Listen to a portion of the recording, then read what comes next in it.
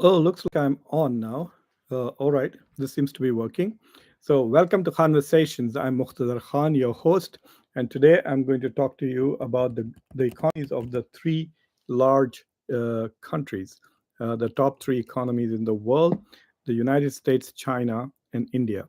India has just, at least according to IMF's predictions, India has become the fourth largest economy in the world, which means that it has surpassed Japan. But there is some confusion about that. And so questions are really being raised whether it is already a fourth biggest economy or it is not. It is following basically behind US, China, Germany, and then India.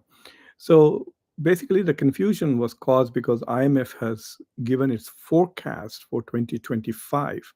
So IMF forecasts that by the end of 2025, India will become the fourth biggest economy in the world because it's going to overtake Germany. Uh, Sorry, it'll overtake Japan and become very close to what Germany really is. So it is possible that some time in 2025, India will cross Japan. At the moment, India has not crossed. According to India's own government, India's GDP is right now at $3.87 trillion, roughly $3.9 trillion. So India will become the fourth largest economy sometime close to December, but others are predicting that it will be much earlier than that. Japan's current GDP is about uh, trillion $70 billion. So 4.07 is what Japan's GDP is at the moment. Uh, so so so India is still the fifth biggest economy, but growing at a much faster rate. For those of you who have not seen my video that I posted just in the last 24 hours on in a review of India's 2024, it is very clear that India has had a very great fourth quarter by the Indian financial year, which is essentially from April to March. But basically, India had a very good first quarter in 2025, which is from January to March. It grew at 7.4%. It is the fastest growing major economy. And its annual rate of growth was 6.5%. And among the large economies, only China was anywhere nearby, which was at 5 percent. So China's GDP was growing at 5% during the year 2024, but China measures it from January to December. From the January to March quarter this year, China is also done reasonably well at 5.4. So it's 2% behind India. So a lot of you who watched that previous presentation requested me to compare the GDP of India to that of China and then to that of the United States, broadly take an economic survey comparing these three countries. And that's what I intend to do today, is to provide you with a broad context for these countries. It's a very basic uh, coverage of these three countries. And then we can go forward based on the questions that you may have about what else you would like to know about this. And if I have a knowledge about it, if I have an understanding, then I will be very happy to basically share that with all of you. So, so that is what the agenda is. Let me just pull up some stats for you, so you can begin to see what I have in store for you today. So I'm going to share. One of you will have to tell me if you are able to see this or not. I'm going to share with you a PowerPoint slide, and do let me know if you can see this. I Yes, I can see it now on my side, but I would like to know from one of you if you are able to see the slide or not. And if you are able to see the slide, then it'll be great. Can one of you please confirm if you can you see the slide that I'm showing uh, on my screen? Uh, all right, let us see. Uh, so yes, I can see the PowerPoint slide at least on the screen here. So you should also be able to see it. So, so the first slide that I want to show to you is a slightly complicated slide, which gives you a lot of data about these three countries, and I want you to just look at it, and I will explain what the data is as we go along. So if you look at the columns, I have United States, China, and India. So I have these columns that I'm comparing, and then I have on the left side are the criteria on the basis of which I'm comparing these countries. So the first item obviously is the GDP in US dollars trillion. This is the gross domestic product of the entire country. So so this is a forecast for 20 for the US and India. It's 2025. So so India is going to become 4.19 trillion dollars sometime this year. At the moment it is 3.9, as I pointed out. China is 18.5 trillion dollars, and United States is 29 trillion dollars. So, so you can see that even though these countries are one, two, three, they are not very close packed. Like these economies are not very close. It is, I think, around 2075 that these three will become very close. India is expected to overtake the US in 2075. At that time, the economies, according to Goldman Sachs forecast, India will be $51.5 trillion dollars, and the US will be $51 trillion dollars in 2075. And China will be around $70 trillion dollars, I think, in 2075. So it's at that point that India is going to become the second biggest economy. In 2027, India is expected to cross Germany and also become close to a $5 trillion economy. In 2027, it'll probably be a $5 trillion economy when it crosses Germany. So this is it. This is in nominal terms. If you want to see this data in what we call as purchasing power parity, then China is around 34, 33 trillion dollars in purchasing power. The US remains the same at 29, and India becomes around 17,000 trillion dollars in purchasing power parity if you adjust it. The purchasing power parity indicator is slightly confusing.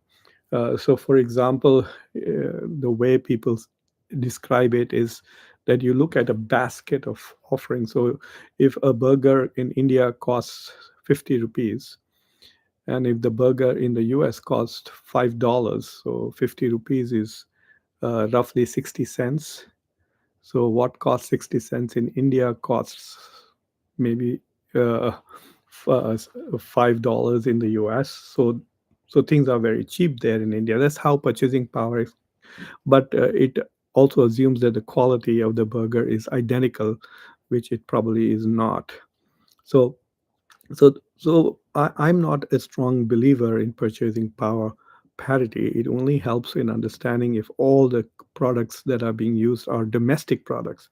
But if you're buying computers, cell phones, jet fighters, foreign pens, foreign clothes, etc., then the purchasing power parity is not very helpful. The exchange rate of the dollar becomes paramount. Now, the GDP per capita is an indicator which people in India usually don't want to talk about because the disparity is so stark. So, if you look at India's GDP per capita, it's 2,880. That places India in lower middle income countries. China is 13,306. It is on the border of upper middle income and higher income economy. So if it grows at 5% this year, it should become a higher income economy this year, or maybe the World Bank has already classified it as a higher income economy. And the US obviously is a high income economy. Its GDP per capita is $89,000, which is just humongous. So it's a very, very rich country, even though the distribution of wealth is not very good. It doesn't mean that every individual in America makes that much money. There are lots of billionaires who raise the average. But one of the indicators of development is GDP per capita. And then you look at the GDP growth rates. The US grew at the rate of 2.7 in 2024, which is actually very good for a developed country because its base is so huge. And I'll just explain shortly as to how much of a big difference it makes. For example, Germany grew at 0.01% in 2024. So there was zero, really negligible growth in Germany's GDP. China grew at 5% in 2024, and India grew 6.5%. Those of you who have not watched the show that I did last night, you should watch it. It's a systematic analysis of India's economic progress in 2024. So I looked at a lot of data there, and you can take a look at it. So the GDP growth rates can be misleading. So, for example, if you look at India, India's India has grown at the rate of 6.5% on a base of 3.7 trillion-dollar GDP. So India's additional value. So India basically added about $300 billion or less to its GDP over the whole year, even though the growth rate is so high, 6.5, because the base is just 3.8 or $3.7 trillion. You can just do the math yourself. So 3.7 into 6.5, if you take it roughly at 7, it'll be around uh, uh, 270 or 280 billion dollars. I did show that data yesterday. So if you go back to my presentation yesterday, I actually have given the dollar amount by which the Indian economy grew last year. If you look at China, China was around 17 trillion something last year, and it grew at 5%. So if it had grown by 10%, it would have been $1.7 trillion. But since it's half of that, so it grew by about 860 or $870 billion in the last year. So even though China grew only at 5% and India grew at 6.5%, India added $300 billion to its GDP, and China added 850 or $880 billion to its GDP. The US added more than $1 trillion to its GDP, even though it grew only at 2.7.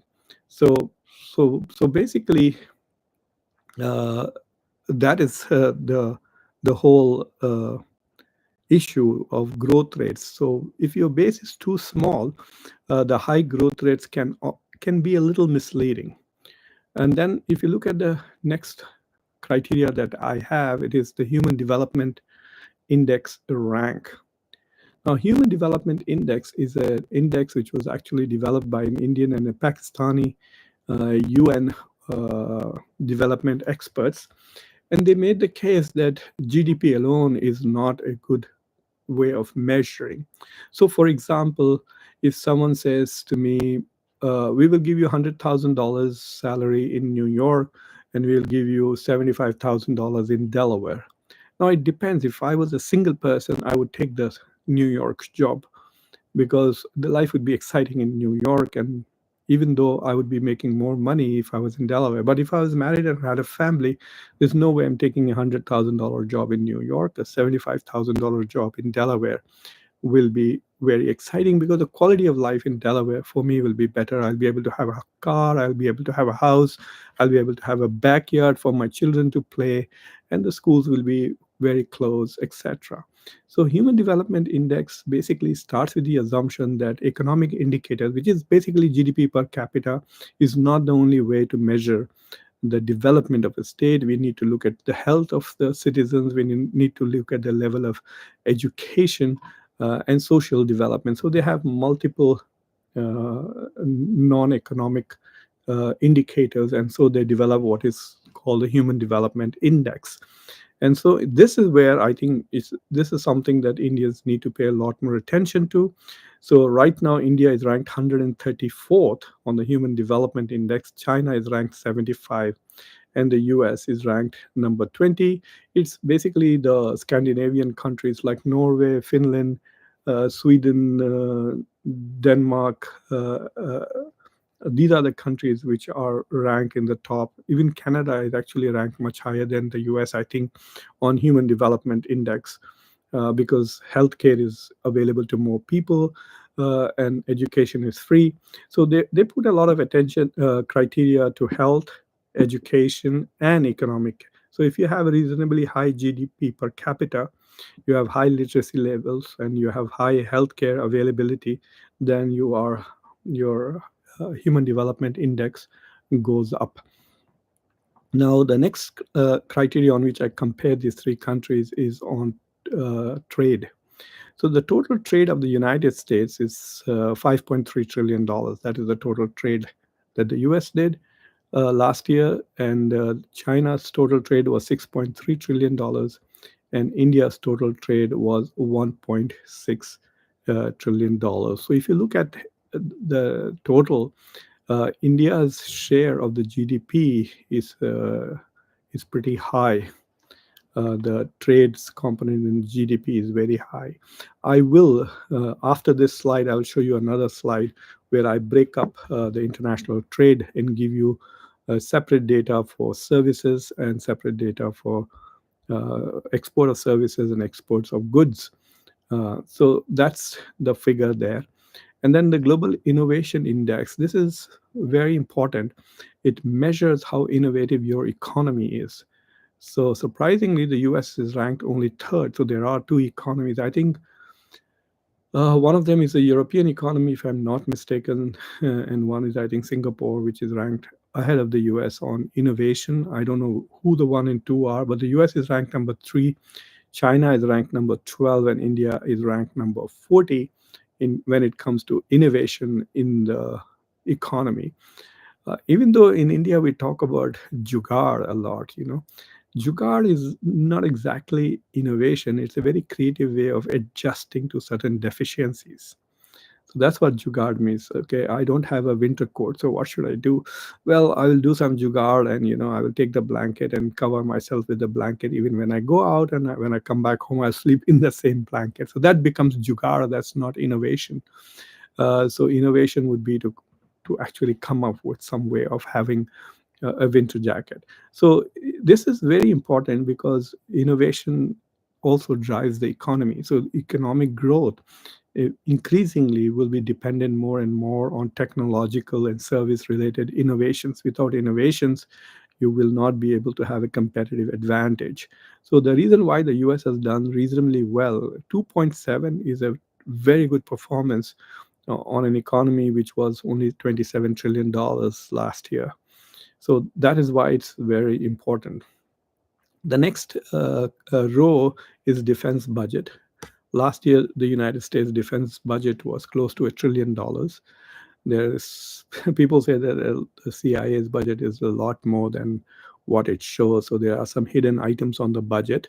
So the U.S. defense budget is safe to say close to $1 trillion, which is nearly 4 times more than China's defense budget, which is $292 billion. But if you adjust for purchasing power parity, because while technology, even Chinese jet fighters cost much less than the US jet fighters, and the Chinese salaries of their soldiers, etc., is much less. So you could argue that China's $292 billion may be close to double of that in terms of comparison with the US.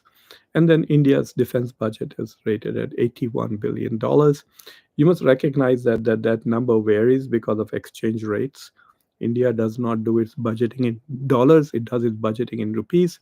So if rupee value goes down, then the dollar value also goes down. And then the population, in US population is only 336 million. China's is 14 1,410 million, that is 1.41 billion, and India 1.444. This was actually a year old. It's probably getting very close to 1.5 billion at the moment. So this is the just overall that I wanted to give you, and then I want to go into a couple of specific aspects of trade. So I'm looking at the GDP of these countries. I've thrown in Saudi Arabia to make one particular point, not because Saudi Arabia is in the top four economies. I just wanted to show you something. So if you look at the colors, the orange color here, if you look at the US, the first item is US manufacturing. So the US economy, the share of GDP for manufacturing is only 11%. And this big column that you see, 77% is services. So most of the US economy is services. Nearly $20 trillion is services. And only $3 trillion, a little more than $3 trillion, is manufacturing. And then this little tiny thing that you see is agriculture. Agriculture is just less than 1% of the US GDP. And that is enormous. Still, the amount of food we produce, it is stunning that it is just 1%. So the food products, I think, that we produce are huge. And then the fourth one is mining and oil and natural gas. So if you look at India compared to the US, India's manufacturing is about 14% to 16%. Uh, and then the India's services are 55%. India's agriculture is roughly on the same level as manufacturing, slightly more actually, 17%. And then India has a bigger share of GDP in mining, oil and gas, which is close to 5%. And then if you look at China, China's manufacturing is huge, which is close to 35% of its GDP. Its services are on the same level as the US, as India, which is 55%. Its agriculture is showing more like a developed economy with about 6% of the share of the global GDP. And then like the US, is mining and oil is about 1%. The reason why I threw in Saudi Arabia here is because Saudi Arabia, you can see its mining and oil share is close to 20%. The pink column for Saudi Arabia should give you an idea of how important it is. India is focusing on manufacturing a lot, and there's a lot of talk about Atmanirbhar, Make in India, etc. But in reality, as you move more and more towards developed societies. So if you look at any of the G7 countries, you will notice that all the G7 countries, their service component is above 75%. In fact, I think Great Britain's service is 80%, and everything else, manufacturing and farming, etc., is only 20% of the GDP. So the more advanced an economy becomes, the more it relies on services where there's a lot of innovation, highly educated people. The productivity is very high. The productivity is lowest in the farming and the highest in services. So you can produce a lot. So a small company like, say, DeepSeek, for example, just a few number of people with, say, $5 million, they suddenly can produce trillions of dollars worth of wealth. So you can have gigantic productivity in services. That's why developed countries focus so much more on services. And this is my last slide for tonight before I take your questions. These are exports and imports of goods and services. And I split the goods and services, as I said. I dropped Saudi Arabia from this. So if you look at the United States, so its goods exports are $2 trillion and its goods imports are above $3 trillion. That's why the US has a $1 trillion deficit in imports. But if you look at the United States uh, uh, uh, services, the US has a huge trade advantage in services. Its exports of services is more than its imports of services.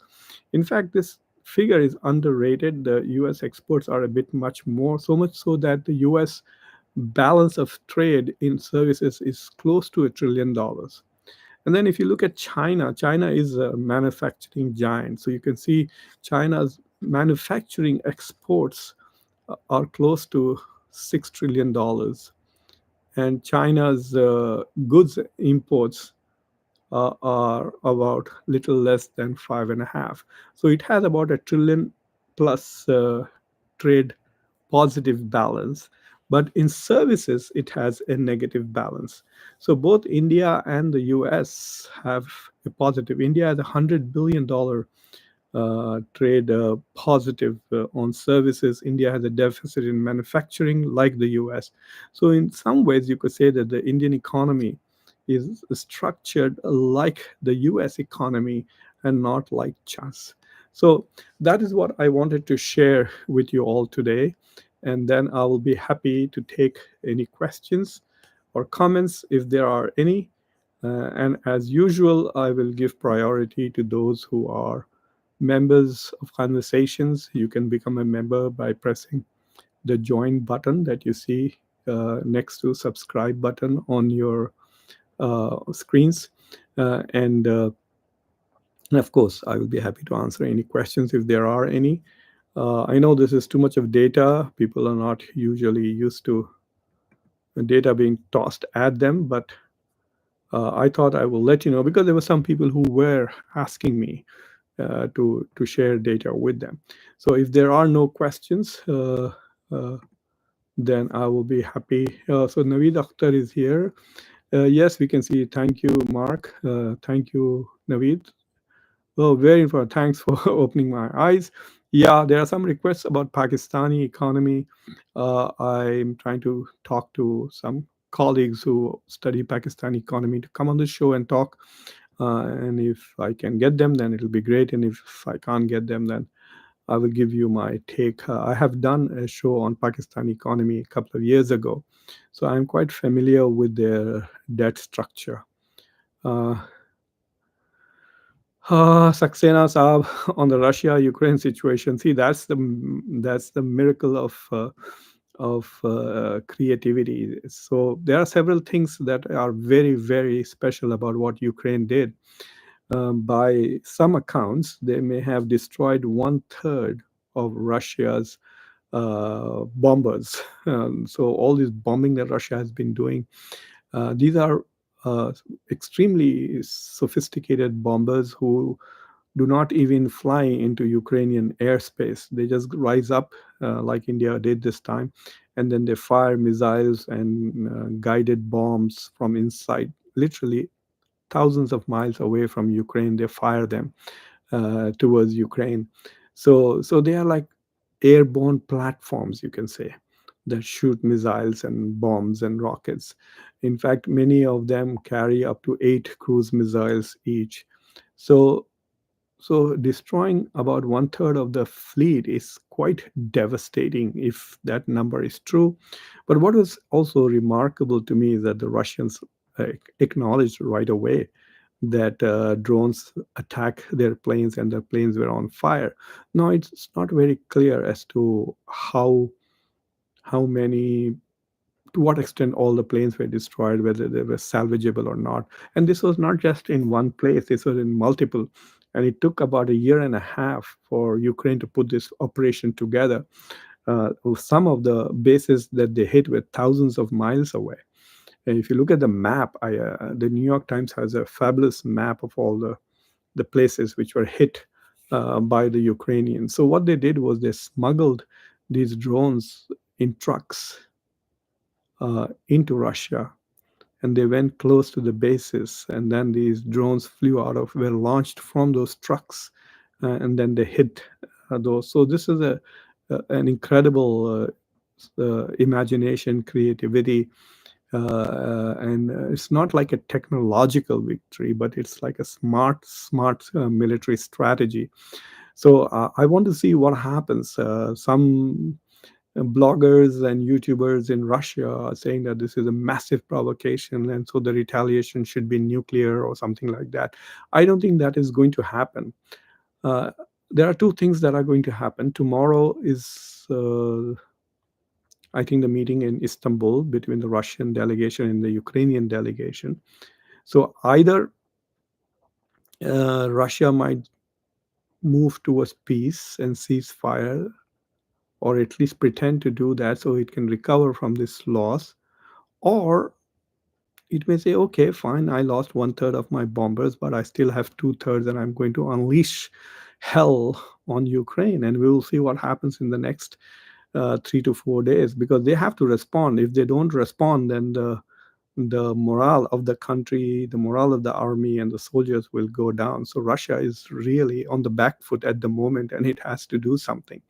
But what this also does is, the question really is that what Ukraine did militarily, does that change Donald Trump's calculus? And he says, huh, if I give them a little bit more help, they'll be able to do more damage, and maybe Putin will then come to the table for negotiations, and I can get the ceasefire and the peace that I'm looking for. So, to me, the two questions are, what will be the impact on Russian thinking because of this massive attack? And the second question is, how will it change the calculus by Donald Trump? Uh, yes, Saxena, there are a lot of conflicts going on, and I mean, there are so many in India itself. If you look at India's borders right now, India has moved troops towards its western border, towards the Pakistani border. India has so much tensions on its northeastern border with China, near Assam and near Ladakh, and then there's tensions going on in Manipur, and then in the border with Myanmar. I think yesterday, Indians killed some Myanmar rebels, and then the tensions with the Bangladesh border. So if you just look at India's security environment, it is quite tense all around. And then you have the Middle East, you have Syria, you have Russia, Ukraine, China, Taiwan, China, Philippines. Yeah, there are. But you know what? When you talk to people who do quantitative studies of war, they will tell you that we are going through a very intense period of peace, because the total number of wars and total number of conflicts, I mean, I forgot the Sudan civil war, but even if you add all of that, the total number of conflicts are much lesser now than they were, say, if decades ago. Naveed Akhtar, is Air Force going to lead the ground and naval forces in country's defense unlike previous?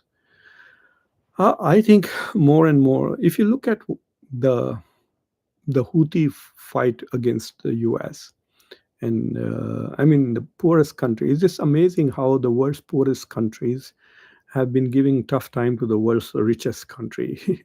So Afghanistan gave trouble to the U.S. Now the Yemenis are giving trouble to the U.S., to UK, to Israel, to Europe. Even India engaged them at one point when they went after the pirates, the Somali pirates. So, but what was interesting about the Houthi war, if you call it a war, was that they used two types of drones in that. They used drones which were conventional drones, which flew in the air and landed on the ships. And then they use underwater drones too. So basically, uh, a torpedo would be like a drone. So in a torpedo which is guided, if you just fire it, then it's a bullet. But if you fire it and you're able to guide it, so if you have a radar on the torpedo, and if you are able to guide it from wherever you fire, from the submarine, or you can even fire torpedoes, I think, from ships. So if you fire them, then it is going underwater, then it is like an underwater drone. So Houthis used a lot of underwater drones also in the target. So I think what's going to happen is, very soon there will be very few human beings engaged in the warfare, and you will see only drones on land, air, space, and water and underwater. On water, underwater, on land, in air, in space. So five types of drones will be in action, and then there will be a lot of cyber warfare. I was I was I listened to a little bit and then also read about General Anil Chauhan's presentation in Singapore during the Shangri-La dialogue. I also did a show that a lot of you watched, where he acknowledged that India had lost some jets, but he made a very interesting point. He said that in this Indo-Pak conflict, cyber warfare did not play a major role. to me that came as quite a surprise, in the sense that the civilians used a lot of cyber warfare, memes and social media posts and fake information, fake news, using all kinds of deep fake videos, etc. So there was a lot of civilian participation in social media, and even the media people were indulging in a lot of disinformation. So there was shall we say, a narrative battle going on in social media.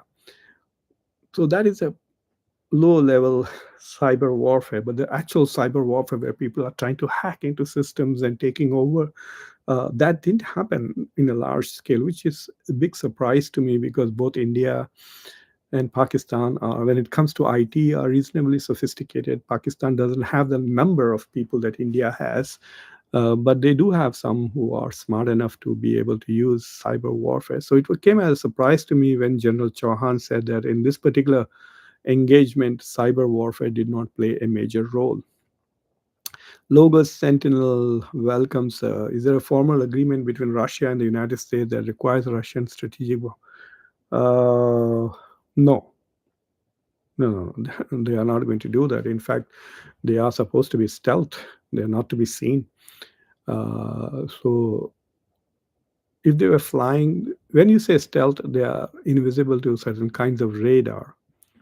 But these things were shot down while they were on the ground, and not while they were flying.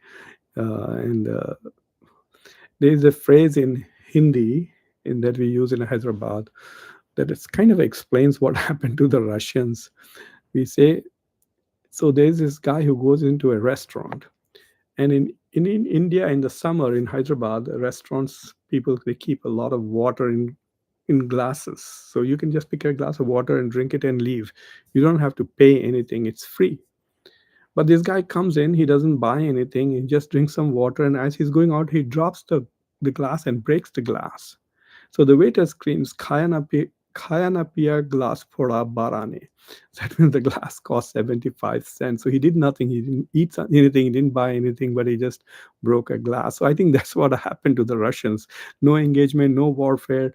The the 30 or 40 bombers, they didn't go up in the air. They didn't engage any enemy. They just got destroyed. I'm quite surprised and quite impressed that Ukraine, after 3 years, I mean, this is nearly 3 years, 4 months of being under fire from the Russians, are still able to use their own ingenuity. They were all the technology that was used is all Ukraine, because the Europeans and the Americans have not given Ukraine the permission to use their weapons so deep inside Russia. So kudos to the Ukrainians. Uh, and so anyway, uh, I so if there are no more questions, I will take your leave. Tomorrow is IPL final for those of you who watch cricket, and I will see you again. Do watch the show on Indian economy that I did, and for those of you who are in the West and not in India, and who can watch you can watch the Indian channel also that I have. I did a Hindi interview with a very prominent Indian economist who used to be previously on Indian planning, whatever it was called, planning commission, India's planning commission. So he has intimate knowledge of how India's macro strategies were. So anyway, thank you very much everybody for watching Conversations. I'm your host Muqtedar Khan. I'll see you soon. Please subscribe to the channel if you have not done so. Do consider becoming a member of Conversations. It's not really very expensive. It just lets me engage with you more. I have Zoom conferences on a regular basis with members of Conversations. And I also sometimes have one-on-one, especially with younger people who are seeking advice for college applications and travel to the US, etc. So anyway, take care. Thank you very much for watching. Bye.